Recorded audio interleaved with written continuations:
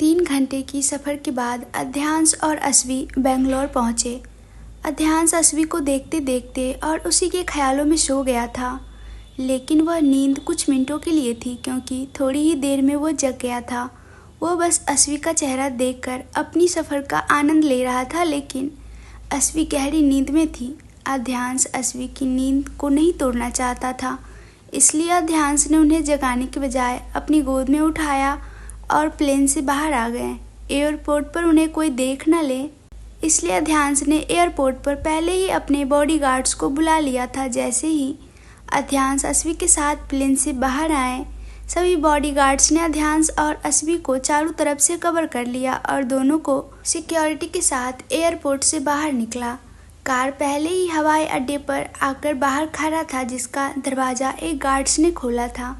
अध्यांश ने अस्वी को उठाए हुए ही कार में बैठ गया और उसका सर अपने कंधे पर रख दिया। अध्यांश के बैठते ही बाकी सभी बॉडीगार्ड्स भी दूसरे कारों में बैठ गए और सभी कारें अध्यांश की हवेली की ओर जाने के लिए निकल पड़ा। अध्यांश सिंह राजवंश स्वयं एक बड़ा बिजनेसमैन था। उसका नाम केवल भारत तक ही नहीं था, उनके नाम की चर्चा पूरी दुनिया में होती है। अध्यांश के पास कई बिजनेस थे, जिन्हें वह अपने छोटे भाई और चाचा के बेटों अंगद सिंह राजवंश के साथ मिलकर चलाते थे। बिजनेस के साथ साथ अध्यांश की एक और पहचान थी जो दुनिया से छुपी हुई थी। इस पहचान की जानकारी सिर्फ उसके दोस्त दैविक प्रताप सिंह को थी। बिजनेस जगत के बड़े हस्ती होने के नाते अध्यांश के दुश्मनों की लिस्ट काफ़ी लंबी थी, लेकिन अध्यांश को उन सबसे कोई फर्क न पड़ता था। वो अच्छी तरह से जानता था कि अपने परिवारों की रक्षा कैसे करनी है। अध्यांश के परिवार में उनकी दादी गायत्री देवी राजवंश शामिल है, जो घर की मुखिया हैं। उनके बाद उसकी माँ श्रेष्ठवा राजवंश, उनके चाचा और चाची अर्थात अनुज सिंह राजवंश और निहारिका राजवंश हैं। इसके अलावा अध्यांश के चचेरे भाई त्रिशिकावा राजवंश, जो घर में सभी के प्रिय हैं। अध्यांश के दादा की उनके जन्म के समय बाद ही मृत्यु हो गई। जब अध्यांश 10 साल के थे तब उनके पिता की दिल के दौरे पड़ने से मृत्यु हो गई। अपने पिता की मृत्यु के बाद अध्यांश ने अपने चाचा की मदद से अपनी पढ़ाई के साथ साथ कम उम्र में ही बिजनेस की दुनिया में कदम रख दिया। अंगद ने भी अपनी पढ़ाई पूरी की और अध्यांश से बिजनेस सीखना शुरू किया। अध्यांश ने अपने चाचा को काम करने से मना कर दिया था ताकि वह आराम कर सके। 20 वर्षों की कड़ी मेहनत के बाद दुनिया की 3 अमीर परिवारों में उनके परिवार का एक स्थान था, पहले नंबर पर पहुंच गया था। अध्यांश डैशिंग, आकर्षक, हैंडसम पर्सनैलिटी के कारण बड़े बड़े बिजनेसमैन की बेटियां उनके पीछे दीवानी। अध्यांश ने घर में किसी से भी अस्वी से अपनी शादी की बात नहीं कही थी, इसलिए किसी को अस्वी के बारे में कुछ नहीं पता था। अध्यांश की शादी से अनजान उनकी शादी की उम्र निकल रही है, ये सोचकर उनकी माँ और दादी उनकी शादी के लिए कई लड़कियाँ देखी, अध्यांश को भी दिखाई, लेकिन अध्यांश ने किसी भी लड़की से शादी के लिए हाँ नहीं कहा। अरे उसने कभी किसी की ओर देखा भी नहीं, और देखे भी क्यों, अस्वी उसके दिल में जो बस चुकी थी। ये बात अलग थी कि उसने अस्वी से बदला लेने के लिए शादी की थी, लेकिन शादी के दूसरे दिन जब उसे पता चला कि अस्वी नहीं मिल रही है तो उसे पता नहीं क्यों डर सताने लगा, क्योंकि वह अस्वी को पहले से पसंद करता था। अस्वी उसके लिए पहली नज़र का प्यार थी, जिसके बारे में अस्वी को भी नहीं पता था। कॉलेज में भी कई लड़कियां उनके करीब आने की बहुत कोशिश करती थी, लेकिन अध्यांश ने भी कभी किसी को भाव न दिया। अस्वी से शादी के बाद उसने अपनी सेक्रेटरी की नौकरी के लिए एक लड़के को रखा। अध्यांश को भीड़ भाड़ से दूर रहना पसंद था और इसलिए बेंगलोर शहर के एक छोटे से ड्राइव पर नदी हिल्स के पास अपने लिए घर लिया था। इसे घर कहना थोड़ा अटपटा है क्योंकि वह एक हवेली थी। नंदी हिल्स के पास अध्यांश का घर बिल्कुल शाही और शानदार था। पूरी हवेली सफ़ेद रंग से रंगी हुई थी। ये हवेली शिमला के फार्म हाउस से 3 गुना बड़ी थी, क्योंकि इतनी बड़ी हवेली में अध्यांश के अलावा उसके परिवार का एक भी सदस्य यहाँ नहीं रहता था। अध्यांश का पूरा परिवार एक राजवंश बंगला है जो बेंगलोर शहर के दक्षिण दिशा में स्थित है। सबसे पॉश इलाका माने जाने वाले बसवागुड़ी में रहते थे। अध्यांश भी कभी कभार वहीं रुकता था, लेकिन अधिकतर वह नंदी हिल्स में रहते थे। अध्यांश की एब्सेंस में नौकरों की जिम्मेदारी रहती थी। अध्यांश के वहां पहुंचने से पहले यानी सुबह सुबह उसका असिस्टेंट अजर्व हवेली पहुंच चुका था। अध्यांश ने उसे हवेली को सजाने का ऑर्डर पहले ही दे दिया था, इसलिए उसके आते ही अजर्व ने अपना काम शुरू कर दिया। अजर्व को पता था कि उसका बॉस अपनी पत्नी के साथ 2:30 बजे हवेली पहुंचेगा, इसलिए बिना किसी आराम के काम करना शुरू कर दिया। हवेली के मेन गेट पर गुलाब की पंखुड़ियों से एक रास्ता बनाया गया था। पूरे घर को रंग बिरंगे फूलों से सजाया गया था।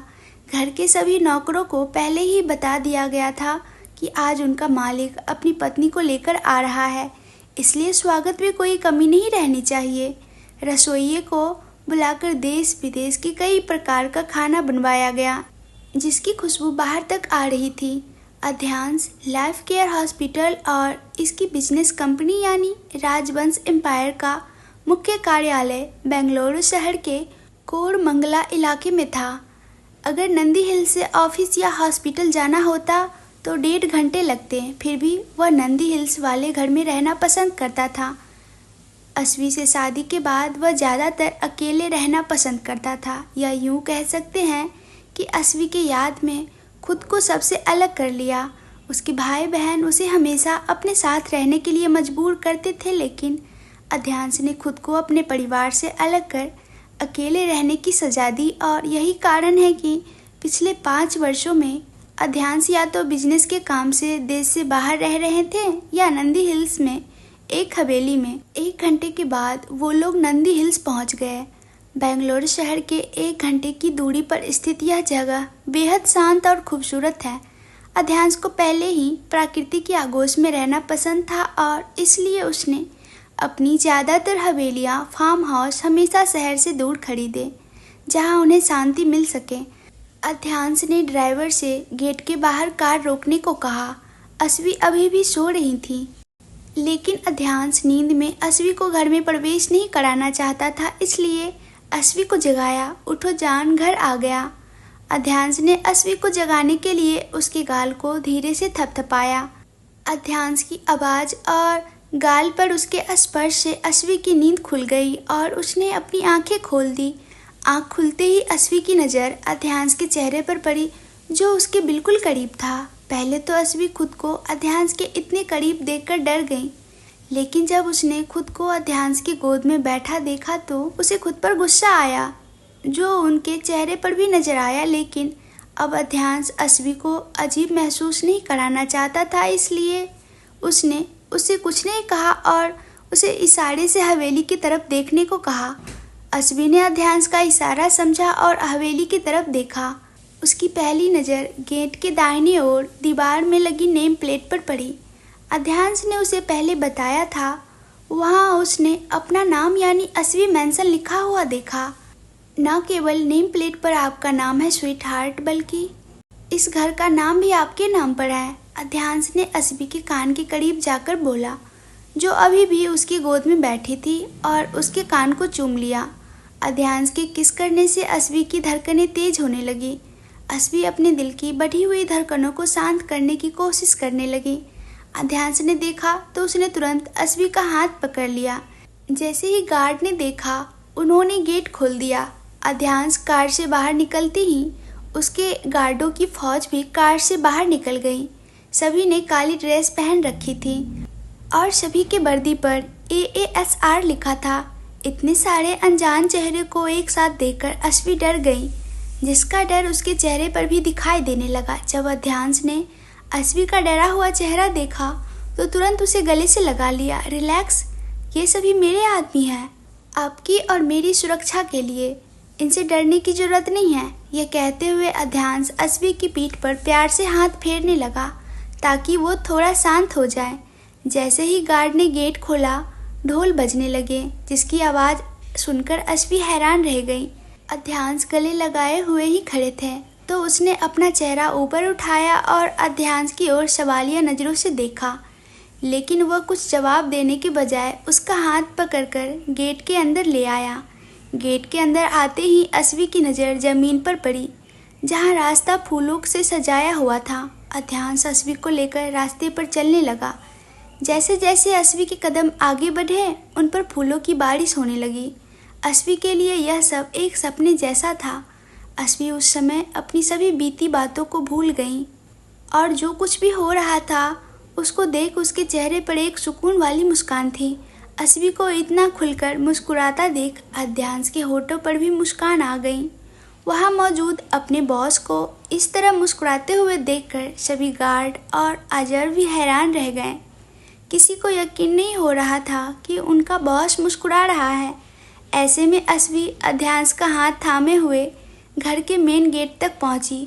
जब उसने पूरा घर दुल्हन की तरह सजा हुआ देखा तो उसका मुंह खुला का खुला रह गया। उसे इतना सरप्राइज्ड देखकर अध्यांश उसके पास आकर बोला, अपना मुंह बंद करो जान, नहीं तो मच्छर घुस जाएंगे। उसने अपना मुंह खुला हुआ बंद कर लिया। अस्वी को बहुत नींद आ रही थी, वह सोना चाहती थी। इसलिए जब उसने दरवाज़ा खोला हुआ देखा तो वह घर में प्रवेश करने के लिए दौड़ी, लेकिन इसके इरादे को पहले ही भांपकर अध्यांश ने उसका हाथ पकड़ लिया और अंदर जाने से रोक दिया। अस्वी को अध्यांश का इस तरह रोकना अच्छा नहीं लगा, इसलिए उसने अध्यांश की ओर सवालिया नज़रों से देखा। अस्वी की सवाल को अध्यांश समझते हुए उससे कहा, जान, तुम पहली बार अपनी ससुराल आई हो। मेरे घर की लक्ष्मी और मेरी पत्नी पहला कदम रखने जा रही हैं, तो इस पल को खास बनाना चाहता हूँ। आप नहीं जानते, लेकिन वहाँ शिमला में भी आपके फार्म हाउस के अंदर कदम रखने से पहले आपका कुछ इस तरह से ही वेलकम किया था। हाँ, फ़र्क ये था कि उस वक्त आप सो रही थी, इसलिए आपको इसके बारे में अंदाज़ा नहीं है। लेकिन मैंने शिमला के फार्म हाउस के हॉल में आपके पैरों के निशान लिए हैं। वो एक फार्म हाउस था जहाँ मैं कभी कभार जाता हूँ, लेकिन यह हमारा घर है। आपका अस्थाई पता तो यहाँ का भव्य होना चाहिए। अध्यांश की बात सुनकर अस्वी हैरान रह गई। उसे समझ नहीं आ रहा था कि वो क्या बोले, इसलिए उसने चुप रहना ही ठीक समझा और अध्यांश जो भी कर रहा था उसे देख रही थी। अस्वी की ओर से कोई प्रतिक्रिया न होने पर अध्यांश ने अजर्व की ओर इशारा किया।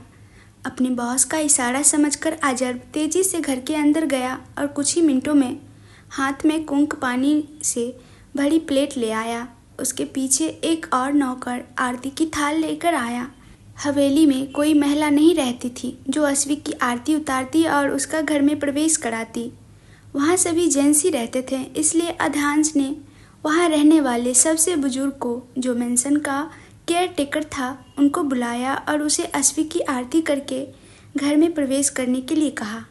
बुजुर्ग, जिन्हें अध्यांश नायडू अन्ना कहकर बुलाते हैं, उन्होंने अध्यांश के अनुरोध पर अस्वी और अध्यांश की आरती उतारी और दोनों का फूलों से स्वागत किया। इसके बाद अजर्व ने कुमकुम से भरी थाली जमीन पर रख दी तो अध्यांश ने अस्वी को उठाया और उसके दोनों पैर थाली में रख दिए और फिर अस्वी के पैरों को सफ़ेद बोर्ड पर रख दिए, जिसे अजर्व ने थाल के पास रखा था ताकि अस्वी के पैरों के निशान पड़ जाएं। अध्यांश ने अस्वी के पैरों की छाप लेने के बाद उसे नीचे किया और अस्वी के बहुत करीब आया और बोला, आपके घर में आपका स्वागत है। अस्वी को ये अजीब लगा कि अध्यांश उनके इतना करीब आ रहा है। अध्यांश ने अस्वी का हाथ पकड़ा और उन्हें घर के अंदर ले आए और उसे हॉल में रखे सोफे पर बिठाया और अजर्व की ओर इशारा किया तो अजर्व दौड़कर रसोई में गया और अस्वी के लिए पानी लेकर आया। अजर्व ने अस्वी को पानी दिया, तब तक अध्यांश भी अस्वी के बगल में बैठ गया। जैसे ही अध्यांश अस्वी के पास आकर बैठा तो अस्वी ने धीरे से उससे कहा, सुनो। अस्वी का प्यार से सुनो कहना उसे बहुत अच्छा लगा और उसी प्यार से अध्यांश ने भी कहा, हाँ मेरी जान। अध्यांश के ऐसा कहते ही अस्वी के चेहरे पर शर्म आ गई, लेकिन तुरंत खुद को नॉर्मल कर अध्यांश से कहा, मुझे भूख लगी है। ये बात अस्वी ने इतनी मासूमियत से कहा, उसे देखकर अध्यांश वहीं पिघल गया। उसने अस्वी के लिए खाना पहले ही तैयार करवा लिया था, लेकिन अध्यांश चाहता था कि अस्वी एक बार घर में रहने वाले सभी लोगों से मिले और उन्हें जाने। तो अध्यांश ने धीरे से कहा, बस 5 मिनट जान, जिसे सुनकर अस्वी ने सर हिलाया। अध्यांश ने तुरंत घर में रहने वाले सभी लोगों को बुलाया और एक एक कर उनका परिचय अस्वी से कराया। यह राघव अन्ना है, हमारी हवेली के केयर टेकर। इसके बाद अध्यांश ने अजर्व की ओर उंगली उठाई और उसे अस्वी से मिलवाते हुए कहा, यह अजर्ब है मेरा असिस्टेंट। किसी दिन काम की वजह से अगर मैं तुम्हारा कॉल का जवाब नहीं देता तो तुम उसे फ़ोन करना, वह तुम्हें मुझसे बात करवा देगा। अजर्ब के बाद अध्यांश ने घर के रसोइये की ओर इशारा किया और अस्वी से कहा, अजर्ब के बगल में जो खड़ा है वह नायडू अन्ना है। वह एक रसोइया है। वह दुनिया के सभी प्रकार के खाना बनाना जानते हैं, इसलिए तुम्हें रसोई में जाने या खाना बनाने की ज़रूरत नहीं होगी। इसी तरह एक एक करके अस्वी उन सभी से परिचय कराया। उसी समय एक 55 वर्ष का युवक दौड़ता हुआ घर में आया। उसने आकर उसके सामने सर झुकाया। अध्यांश ने अस्वी से उसका भी परिचय कराया। यह उदय सिंह है, मेरा निजी अंगरक्षक और हवेली की सुरक्षा का प्रभारी। सबका परिचय हुआ। तब तक दोपहर के खाने के सारे डिशेज डाइनिंग टेबल पर सजा दिए गए थे। रसोइये ने अध्यांश की ओर इशारा किया। रसोइये के कहने पर अध्यांश ने अस्वी को डाइनिंग टेबल पर लाकर मेन कुर्सी पर बैठाया और खुद भी उसके बगल में बैठ गया। दोनों बैठ गए तो नौकर ने आकर खाना परोसी, पर एक ही थाल परोसने को कहा जिसमें सभी डिशेज प्लेट में रख दिए। तो अध्यांश ने सभी को जाने के लिए कहा ताकि वह अस्वी के साथ एकांत में रह सके। सब लोग चले गए तो अध्यांश ने अपने हाथ से खाना लिया और अस्वी के मुंह की तरफ कर दिया। पहले तो अस्वी चौंक गई, लेकिन फिर जब उसे एहसास हुआ कि अध्यांश ने खाना अपने हाथों में पकड़ रखा है तो उसने सर झटका और खाने लगी। ऐसे ही दोनों ने अपना खाना खत्म किया। खाना खत्म करने के बाद अध्यांश अस्वी को अपने बेडरूम में ले आया और उसे कमरे में सोफे पर बिठा दिया। अस्वी को सोफे पर बिठाने के बाद अध्यांश एक पैकेट लेकर आया। अध्यांश के हाथ में पैकेट देखकर अस्वी ने पूछा, पैकेट में क्या है? यह क्या है? जैसे ही अध्यांश ने पैकेट अस्वी के हाथ में रखा तो अस्वी ने उससे पूछा, खुद ही खोलकर देख लो। अध्यांश ने अस्वी के बगल में बैठते हुए कहा।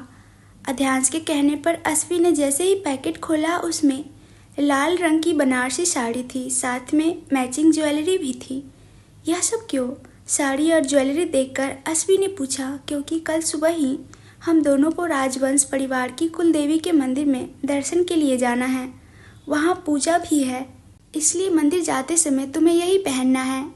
अध्यांश लेकिन अस्वी के मन में अभी भी कुछ सवाल थे, इसलिए वह अध्यांश को उन्हीं सवालिया निगाहों से देखती रही। उसको ऐसे देखते हुए देखकर अध्यांश ने तुरंत कहा, यह हमारे परिवार की परंपरा है जिसमें शादी के बाद तुरंत पति पत्नी कुल देवी के मंदिर जाते हैं और वहाँ पूजा अपने हाथों से करते हैं और उसके बाद ही अपना घरेलू जीवन शुरू करते हैं। हमें आज ही वहाँ जाना था, लेकिन तुम्हारे चेहरे पर सफ़र की थकान देखकर मैंने कल के लिए टाल दिया है। और वह मंदिर कहाँ है? अस्वी ने पूछा। यहाँ से हमें मंदिर तक पहुँचने में लगभग 2 घंटे लगते हैं। यह मंदिर बेंगलुरु शहर के BTM लेआउट में स्थित है और इसका नाम श्री सोमेश्वर स्वामी मंदिर है, जहाँ हमारी देवी पार्वती जी भगवान शिव के साथ विराजमान है। इतना कहकर अस्वी ने पैकेट साइड में रख दिया और सोफे से उठकर बिस्तर पर सोने चली गई।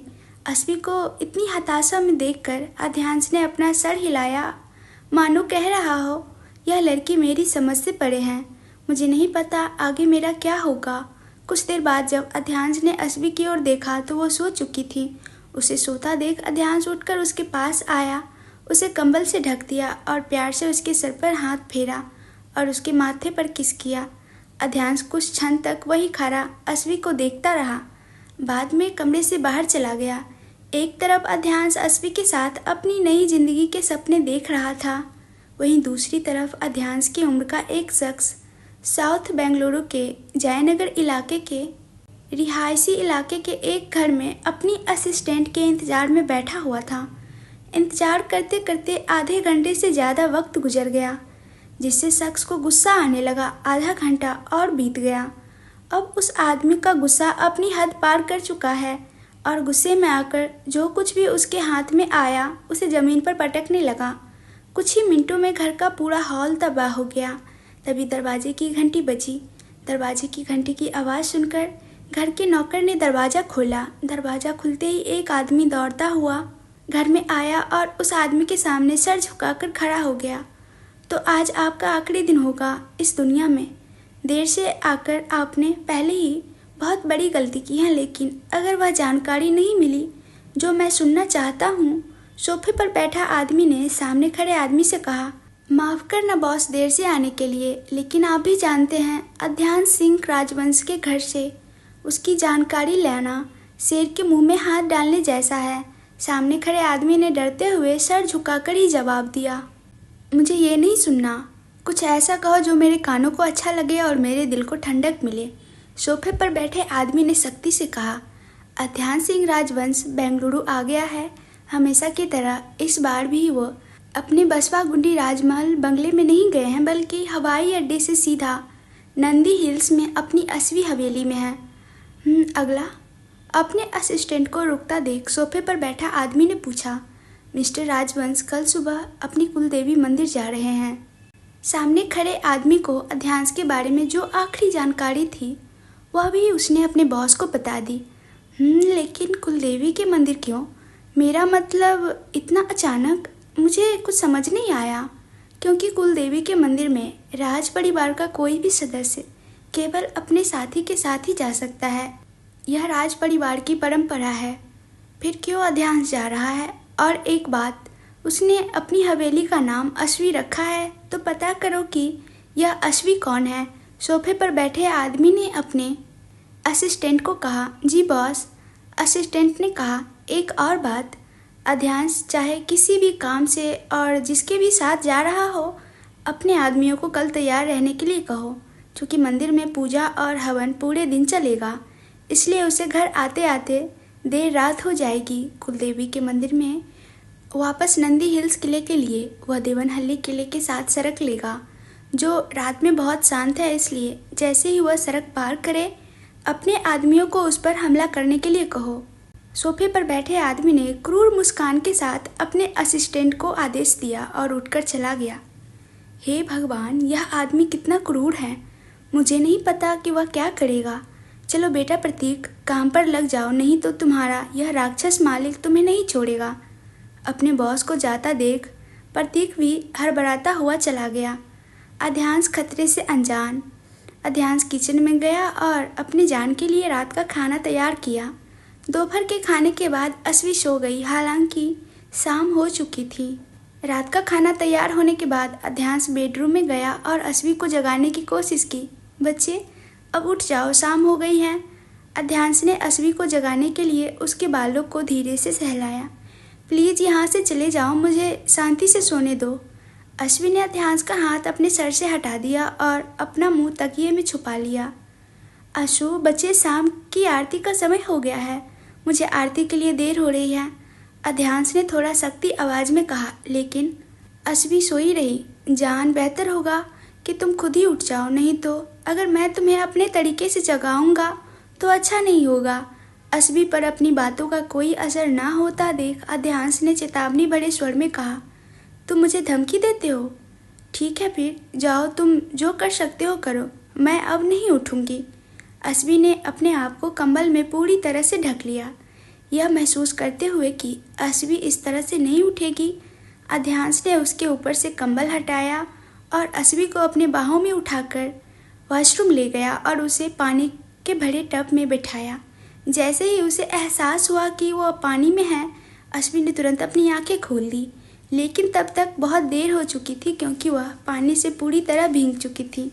अपने कपड़े बदलो और जल्दी से नीचे आ जाओ, मैं तुम्हारा इंतज़ार कर रहा हूँ। इससे पहले कि अश्वी गुस्से में कुछ कहती, अध्यांश ने उसे यह बात बताई और वॉशरूम से चला गया। मैं तुम्हें देख लूँगी। अध्यांश के जाने के बाद अश्वी फ्रेश हुई और कपड़े बदलने के बाद अश्वी नीचे जाने के लिए तेज़ी से सीढ़ियों से उतरने लगी। उसे इतनी जल्दी से उतरते देख अध्यांश यह कहने से खुद को रोक न सका, धीरे धीरे जान। अध्यांश के कहने पर अश्वी ने अपनी स्पीड कम कर दी और शांति से सीढ़ियाँ उतरने लगी। अध्यांश ने आरती की सारी तैयारियाँ पहले ही कर ली थी। जब अश्वी आई तो अध्यांश ने उसका दुपट्टा उसके सर पर रखा और आरती की थाली उसके हाथ में दी। नायडू अन्ना और राघव अन्ना पहले ही आरती गा रहे थे। अश्वी भी आरती करने लगी तो अध्यांश ने भी आरती की थाल पर हाथ रख दिया। नायडू अन्ना और राघव अन्ना ने शिव आरती गाई। अजर्ब ने शंख बजाया। उदय ने घंटी हाथ में ली और बजाई। अश्वी ने आरती के बाद भगवान की ओर मुख किया और सर झुकाया। उसके बाद वह आरती की थाली लेकर अध्यांश के पास आई। आरती लेने के लिए थाली सामने ले गई।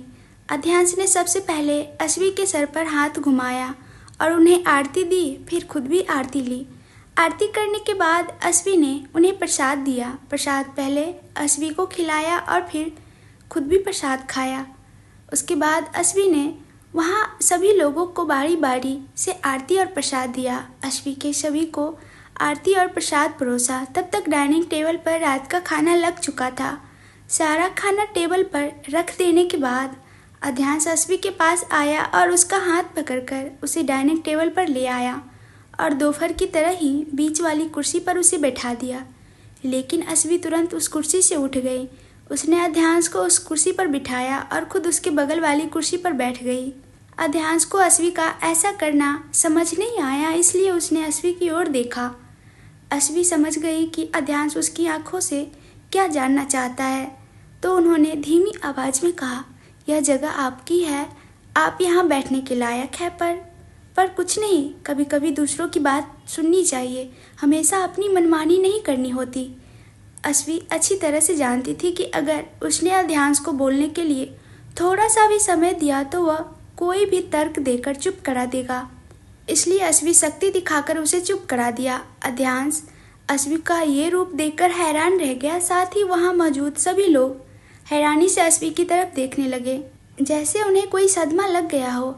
अब अगर मैं कुछ और कहूँगा तो यह फिर से मुझ पर भड़क उठेगी और अपनी इज्जत सबके सामने बचानी है तो चुप रहना ही बेहतर है। यह सोचकर अध्यांश ने आगे कुछ नहीं कहा और चुप रह गए।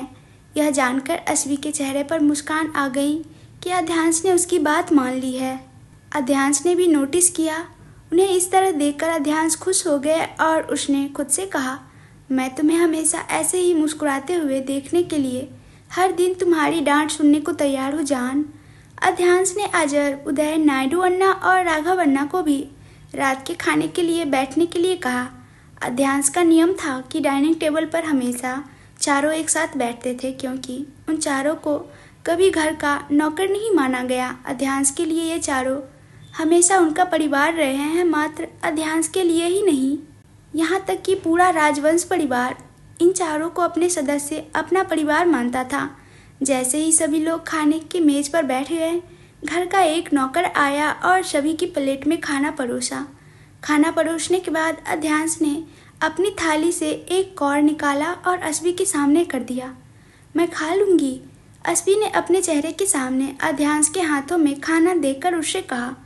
फिर भी अध्यांश ने अपना हाथ नहीं हटाया, तो आखिरकार अश्वी ने हार मान ली और अध्यांश के हाथ से खाना खाया। अश्वी का पहला कौर देने के बाद अध्यांश ने खुद खाना शुरू कर दिया। थोड़ी देर बाद सबने खाना खा लिया तो अश्वी बर्तन उठाने के लिए आगे बढ़ी, लेकिन अध्यांश ने उसका हाथ पकड़ लिया और उसे ऐसा करने से रोका। यह नौकर कर देंगे, आपको कुछ भी करने की ज़रूरत नहीं है। यह कहकर वह उसे घर से बाहर बगीचे में ले आया। बगीचे में बैठने के लिए बेंचें थी, साथ में झूला भी था। उसके चारों ओर एक छोटी मेज और 4 कुर्सियाँ रखी गई थी ताकि बगीचे में बैठकर नाश्ता किया जा सके। पूरा बगीचा छोटी छोटी रोशनियों से जगमगा रहा था। अध्यांश ने बगीचे में आकर अश्वी का हाथ छोड़ दिया और वहाँ रखी बेंच पर जाकर बैठ गया। उसके पीछे अजर्ब और उदय भी वहाँ आ गए और उसके सामने बैठ गए। अश्वी तो बस पूरे बगीचे को देखने में व्यस्त हो गई। अश्वी को इस तरह अपनी मस्ती में डूबा देख अध्यांश ने उदय से कहा, कल मैं अश्वी के साथ कुलदेवी के मंदिर जा रहा हूँ, इसलिए सिक्योरिटी में कोई चूक नहीं होनी चाहिए। सर, कल त्रिशिका मैम बेंगलुरु के पास ट्रिप पर जा रही है, इसलिए मैं उदय बोलते बोलते रुक गया। उदय की उलझन को समझते हुए अध्यांश ने उससे बस इतना कहा, कोई बात नहीं, तुम त्रिशिका के साथ चले जाना। लेकिन सर, मैम भी आपके साथ होंगी, तो आप अकेले? उदय अच्छी तरह से जानता था कि अध्यांश के दुश्मन उसे ख़त्म करने के मौके का इंतज़ार करता रहता है, लेकिन हर बार उदय उसकी ढाल बनकर सामने खड़ा रहता है और यही कारण है कि आज तक कोई भी अध्यांश को कोई नुकसान नहीं पहुंचा सका है। रिलैक्स, मैं अपनी पत्नी की रक्षा कर सकता हूं। उदय के लिए त्रिशिका के साथ जाना जरूरी भी था, इसलिए अध्यांश ने उदय को त्रिशिका के साथ जाने के लिए कहा। अब तुम दोनों थोड़ा आराम करो। उन दोनों को विदा करने के बाद अध्यांश ने एक नज़र अस्वी पर डाली और फिर अपना ध्यान अपने लैपटॉप पर लगा दिया। ऐसे ही करते हुए अध्यांश बेंच से उठा और वहाँ रखे स्टूल पर बैठ गया। अध्यांश काम में इतना मशगूल था कि उसे पता ही न चला कि कब 11 बज गए। जब उसके फ़ोन का मैसेज टोन बजा तो उसका ध्यान टूट गया। मैसेज देखकर जब उसकी नज़र समय पर पड़ी तब उसे ध्यान आया कि 11 बज गए हैं। इतनी देर हो जाने के बाद भी अस्वी उसके पास नहीं आई। यह अध्यांश के लिए चौंकाने वाली बात थी। उसने चारों ओर देखा लेकिन उसे अस्वी कहीं नज़र न आई। अस्वी कहीं नज़र नहीं आई तो अध्यांश लैपटॉप वहीं छोड़कर उठ गया और अस्वी को ढूंढने लगा। जैसे ही अध्यांश थोड़ा आगे चला तो उसने अस्वी को वहाँ बैठा हुआ देखा। जब अध्यांश उसके पास गया तो उसे एहसास हुआ कि उसकी पत्नी बगीचे में कुत्ते के बच्चे के साथ खेल रही हैं। जान, अंदर जाओ और सो जाओ, बहुत देर हो गई है, अध्यांश ने अस्वी के ठीक पीछे खड़े होकर कहा। इतना कहकर अस्वी उसके साथ खेलने में व्यस्त हो गई, यह समझते हुए कि अस्वी इस तरह से नहीं खड़ी होंगी। अध्यांश उसे मजबूत बाहों से उठाया और अंदर लेकर चला गया। अस्वी ने अध्यांश की पकड़ से निकलने की बहुत कोशिश की लेकिन वह कर न सकी। अध्यांश अस्वी को बेडरूम में ले आया और उसे बिस्तर पर बिठाया और अपने कपड़े बदलने के लिए वॉशरूम में चला गया। उससे पहले कि अध्यांश आगे बढ़ता, अस्वी बिस्तर पर खड़ी हो गई और जाकर अध्यांश का हाथ पकड़ लिया। इस कहानी की आगे की भाग आप लोग को सुननी है तो कमेंट्स करके बताएं और ये भी बताएं कि आप लोग को कहानी कैसी लगती है। और वीडियो को लाइक एंड चैनल को सब्सक्राइब करना बिल्कुल भी ना भूलें और अपना बहुत सारा ख्याल रखें। फिर कल मिलूंगी एक नए एपिसोड के साथ।